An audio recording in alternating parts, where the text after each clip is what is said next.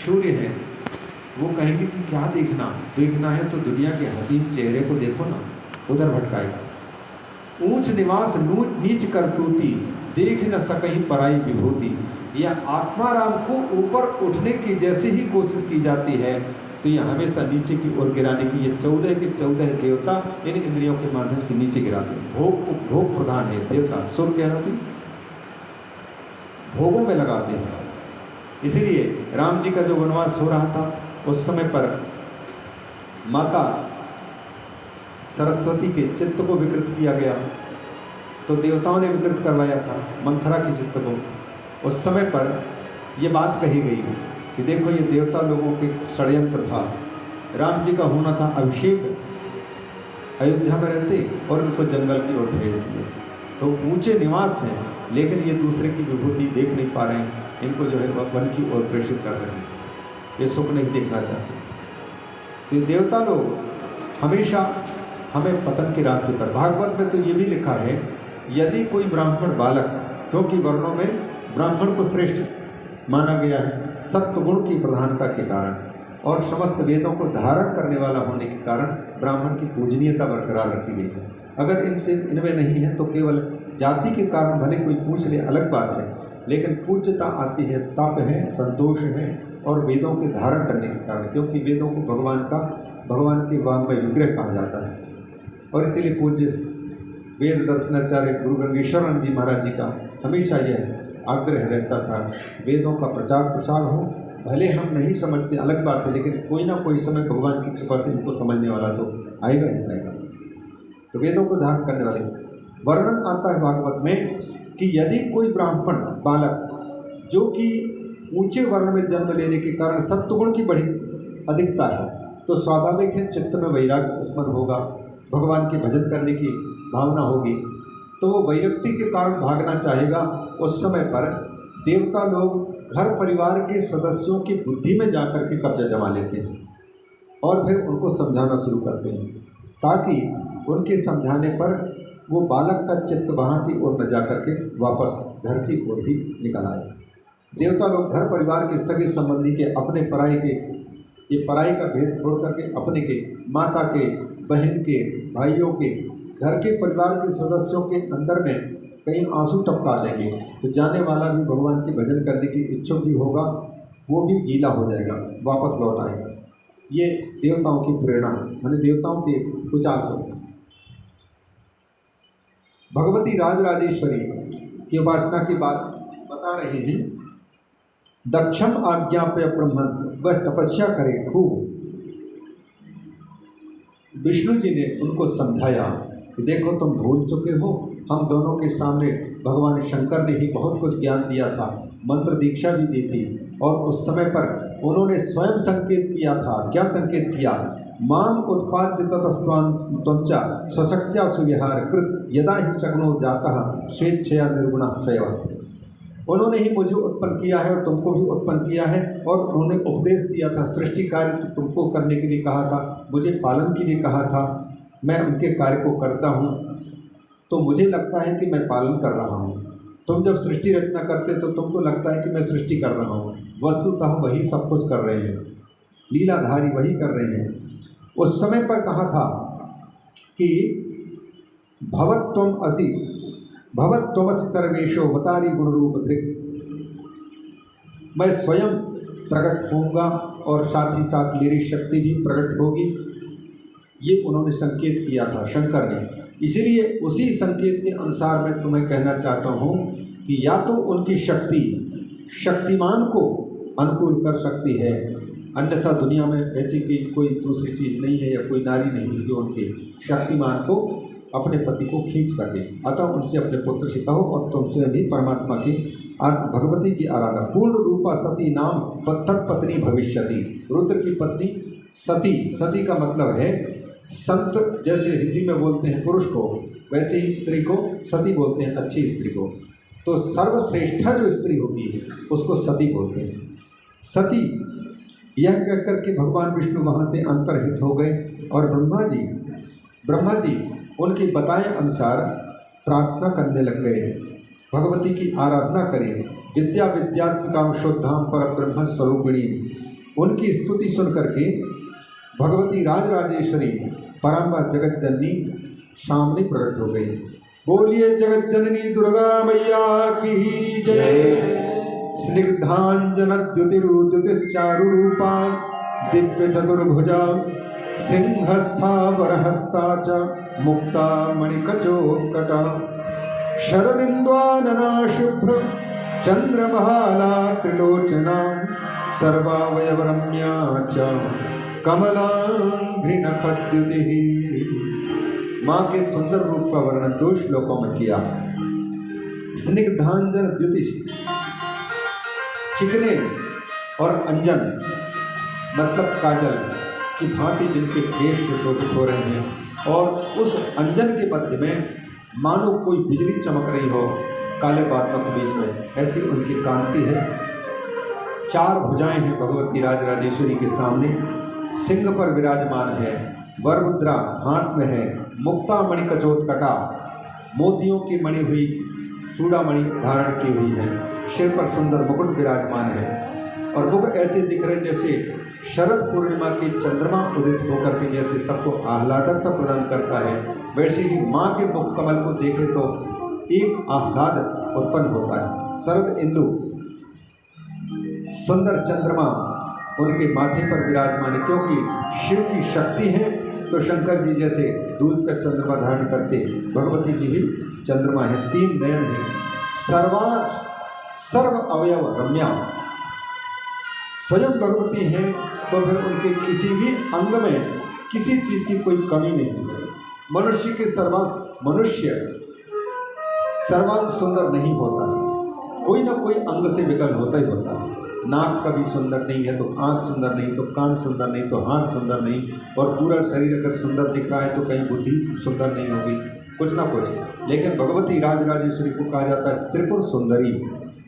त्रिपुर सुंदरी का मतलब इस पूरे शरीर में जो 3 शरीर हैं, कारण शरीर, स्थूल शरीर और सूक्ष्म शरीर, इसमें यदि कोई सुंदर है तो राजराजेश्वरी त्रिपुर सुंदरी जो आत्मा के रूप में विराजमान है।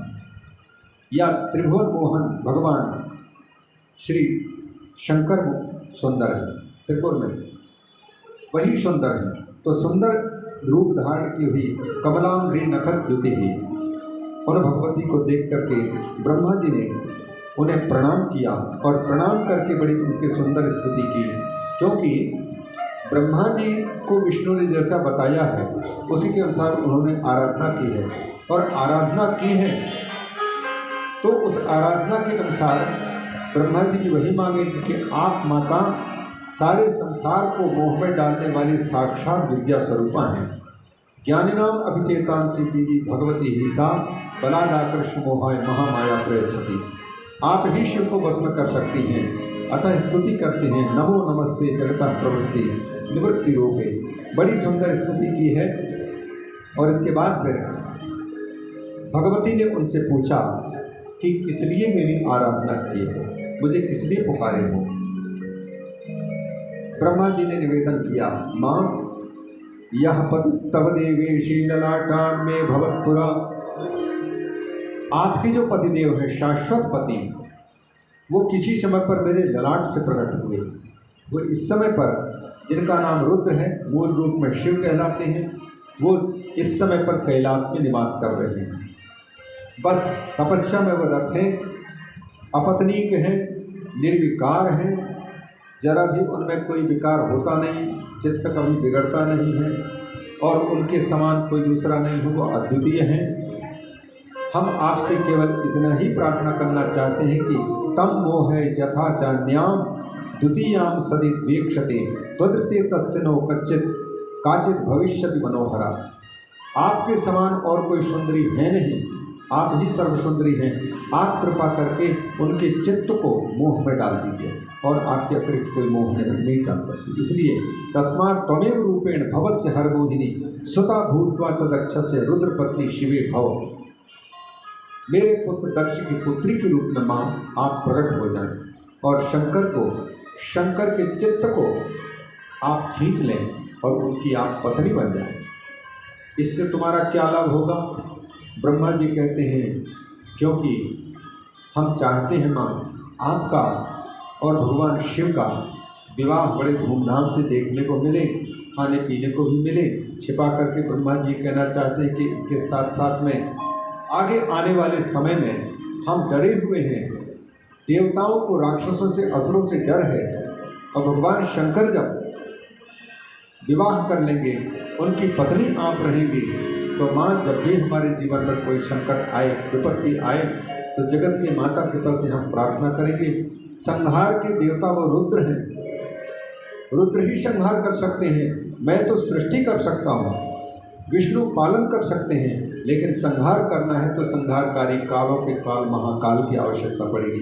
इसलिए काली बनकर के आप, महाकाल की महाकाली बनकर के आप उनको अनुकूल कर लीजिए। और अपनी बिल्कुल निश्चल होकर के भगवती जानती हैं, फिर भी सीधी सीधी ये भी रहस्य बता दिए कि दूसरी बात भैया, असली बात तो ये है कि मैं उनकी दृष्टि में बिल्कुल छोटा हो गया। हम चाहते हैं कि हमारे स्तर पर वो भी आए, हम सपत्नीक हैं तो वो भी सपत्नीक बने। इस प्रकार से दक्ष तपति देवेशी, इस समय पर दक्ष प्रजापति मेरी आज्ञा से समुद्र के तट पर तपस्या कर रहे हैं। माँ आप उनको वरदान दीजिए, और उनके प्रसन्न होने पर वो जो चाहते हैं उनके अनुकूल बन जाएंगे। भगवती ने पहले तो जैसे विष्णु ने जैसे उनको भला बुरा कहा, डांटा, उसी प्रकार से भगवती राजराजेश्वरी ने कहा कि ब्रह्मण तुम जो कह रहे हो वो मैं कर सकती हूँ, लेकिन शंकर को बस में करने की बात जो कह रहे हैं आप, बस करने की किसी के सामर्थ्य नहीं है। वो प्रसन्न होकर के मेरे बस में हो जाएं, ये बात अलग है। दादागिरी के साथ में कोई पत्नी अपने पतिदेव को बस में करना चाहे, वो नहीं हो सकता। प्रेम से ही पतिदेव बस में हो सकते हैं। भगवान शंकर को अगर कोई बस में करना चाहे तो बस वो भक्ति के रास्ते पर, सेवा के रास्ते से ही बस में कर सकती है। तो मैं तुम्हारी इच्छा के अनुकूल वो करूँगी, लेकिन ब्रह्मन एक बात याद रखना, मेरी एक शर्त होगी। मैं जब दक्ष प्रजापति के पुत्री बनकर के आऊँ, तो कोई जब हमको ये पता चले कि बिटिया के साथ में कोई बाप भेदभाव कर रहा है, बेटी के आदर नहीं दे रहा है, बस उसी वक्त मैं ये सब जीवन छोड़ करके और किनारे हो जाऊँगी। और मेरे अलग हो जाने का मतलब है विनाश, कुल का विनाश हो जाए। ये भगवती का चरित्र ये भी दिखा रहा है, स्वयं यहाँ बताएंगे दक्ष प्रजापति को। आज जो हम कन्या के साथ में भेदभाव करने वाली जो दुनिया है, उसके प्रति भगवती राजराजेश्वरी के चरित्रों में हम पाएंगे।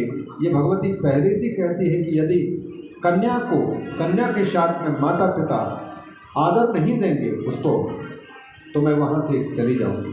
मतलब जो है, उनके जाने के बाद में लक्ष्मी के गमन की भांति स्थिति हुई। लक्ष्मी के चले जाने पर जैसे दरिद्रता का आना, वैसी स्थिति बन सकती है।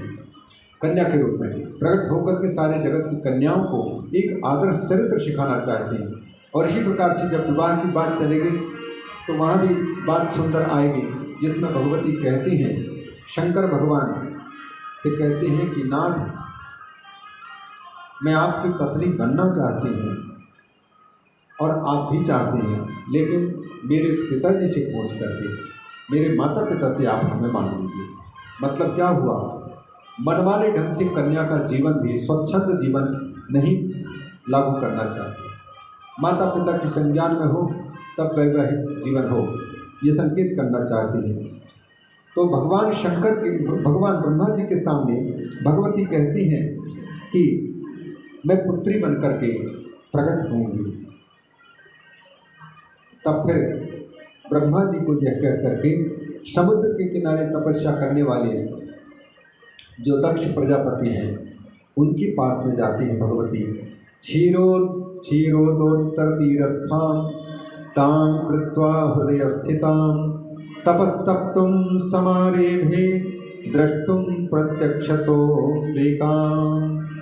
भगवती को प्रत्यक्ष दर्शन करने के लिए तीव्रतर आराधना किए।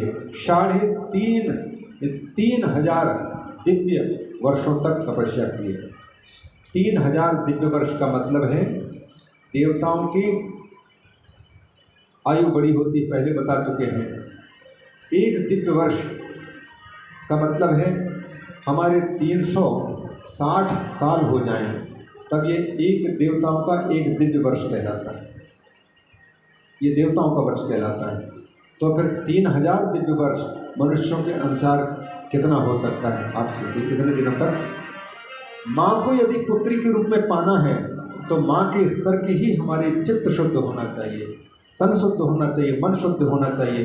भगवान पुत्र बनने को तैयार हैं, बेटे बेटियां बनने को तैयार हैं, लेकिन हम उनको बेटे बेटियों के रूप में पाने के अधिकारी बने, वो बन जाते हैं। इन लीलाओं में सारी बातें ये दिखाना चाहती हैं। तो राजराजेश्वरी वहाँ पर पहुँचती हैं, भगवती की आराधना में लगे हुए। दुर्गा ध्यान समासक्ता चिरम कालम तपोरता नियमैर बहुवीर देवी आराध्यति सुप्रता। भगवती सिंह पर विराजमान होकर के उनके सामने प्रकट हो गई। प्रजापति दक्ष ने जैसे देखे तो प्रसन्नता के आंसू उनके निकल आए और उठकर के माँ को उन्होंने साष्टांग दंडवत मुद्रा में गिर करके और उनकी पहले तो सामान्य स्तुति की। जगदम्ब महामाये जगदीश महेश्वरी कृपां कृत्वा नमस्तेस्तु दर्शितम स्वबपुर मम।